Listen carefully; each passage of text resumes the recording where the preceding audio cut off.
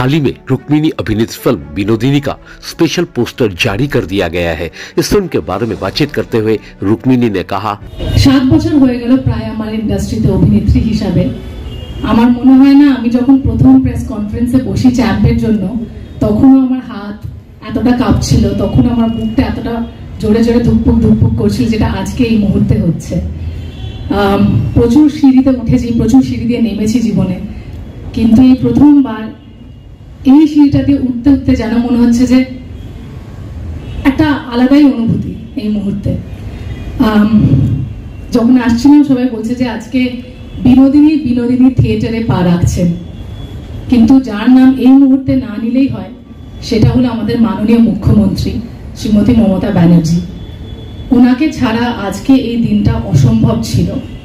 ওনাকে ছাড়া হয়তো এই 140 বছর এর অন্যায়টাকে মানে ভুলে গিয়ে মুছে দিয়ে একটা রংকে রাইট করাটা অসম্ভব ছিল।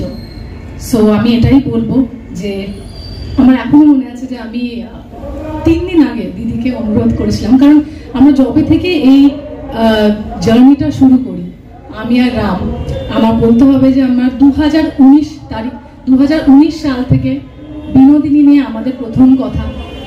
আজ প্রায় 5 বছর হয়ে গেল, 2020, 2021, 2022, 23, 24, আজকে 2025। সত্যি লড়াইটা এই ছবিটা করতে গিয়ে বুঝলাম যে একটা উমেন সেন্ট্রিক সিনেমা বানাতে কতটা কষ্ট হয়। যখন বিনোদিনীর মতো সাবজেক্ট আমাকে রাম বলে তখন একটা জিনিস জানতাম যে এইটা না একটা বিগ ক্যানভাস, একটা বিগ বাজেটের ছবি। এই স্বপ্নটাকে who will back it up, কে করবে, কে আমাদেরকে সাপোর্ট করবে। প্রচুর যেটা বললাম না, সিঁড়ি দিয়ে ওঠা নামা হয়েছে, প্রচুর টানাপড়ান হয়েছে। প্রডিউসার অনবোর্ড ছিল বম্বে থেকে, কোভিড এলো, সে চলে গেল। তারপরে আবার তারপরে আমি ভাবলাম যে হবে না, আবার নতুন প্রডিউসার এলো, আবার সে পালিয়ে গেল। এরকম করতে করতে যতবারই হচ্ছে বলছে যে একটা নারী কেন্দ্রিক ছবি এত বড় বাজেটে, একটা হিরোর বাজেটে একটা হিরোইনের ছবি কিভাবে হতে পারে, সেটাও বাংলায়। কিন্তু আমায় বলতে হবে যে একমাত্র মানুষ যে আমার সঙ্গে যে স্বপ্নটা আমাকে দেখিয়েছিল ওয়াজ রামকমল মুখার্জি, এবং বলেছিল যেটা হবেই।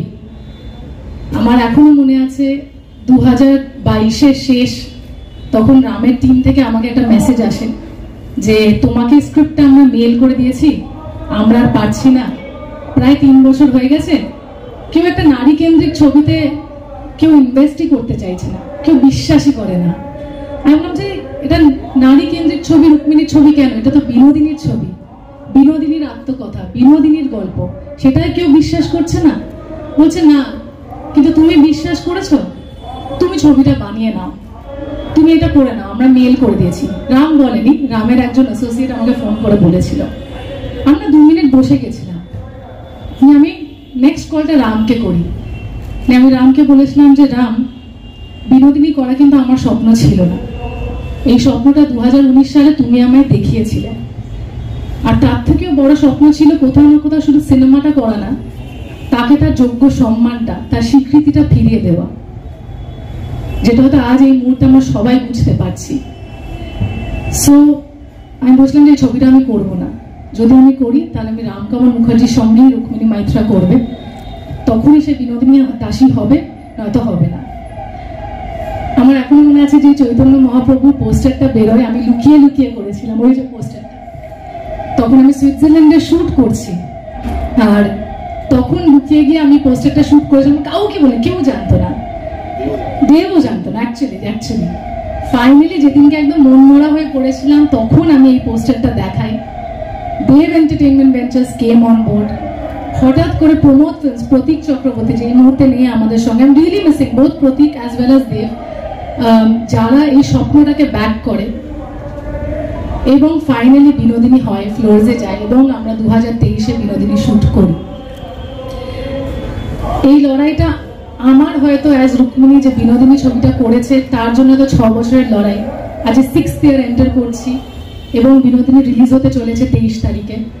কিন্তু আমার থেকে তো আরো বড় লড়াইটা ছিল এই মানুষটা যে 140 বছর ধরে এখনো লড়ে যাচ্ছে।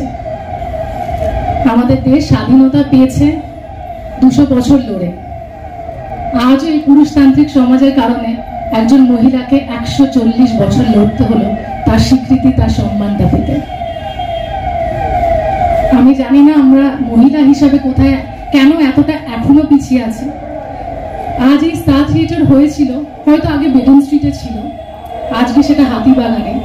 কিন্তু যখন প্রথম হয় 50,000 টাকার জন্য গুরমুখ রায়ের কাছে বিনোদিনী দাসীকে নিজেকে সমর্পণ করতে হয়েছিল শুধুমাত্র থিয়েটারের জন্য। আর তাকে সেই থিয়েটারের পুরুষরাই বলেছিল যেটা তুমি করো থিয়েটারের জন্য, এবং থিয়েটারের নাম হবে বি থিয়েটার, সেই স্বপ্ন তাকে দেখিয়েছিল। কিন্তু তারপর একটা অপরাধ, একটা অন্যায় তাকে বলে যে না, কিন্তু বিনোদিনীর নামে, একটা মহিলার নামে, এবং তার জন্ম যেখানে, তার কর্ম যেটা, সবকিছু মাথায় রেখে তাকে বঞ্চিত করা হয়। আর আজ আমি শুধু এটা বলবো না যে বিনোদিনী সিনেমার কারণে, সেটা একদমই ভুল হবে। অবশ্যই একটা দিদির কাছে ইচ্ছা প্রকাশ করেছিলাম, অনুরোধ করেছিলাম, কিন্তু একজন মহিলা হয়ে আর একজন মহিলার কথা, একজন নারীর কথা বুঝে উনি যেটা করে দিলেন, এবং এত দ্রুতভাবে করে দিলেন, ইতিহাসকে পাল্টে দিলেন, একটা নারীকে তার যোগ্য সম্মান দিলেন। অসংখ্য ধন্যবাদ। এটা শুধু বিনোদিনী দাসীর জয় নয়, এটা আমাদের টিম বিনোদিনীর জয় নয়, এটা শুধু মাত্র আমাদের মাননীয় মুখ্যমন্ত্রীর জয় নয়, এটা আমাদের নারীদের জয়, আমাদের সমাজের জয়।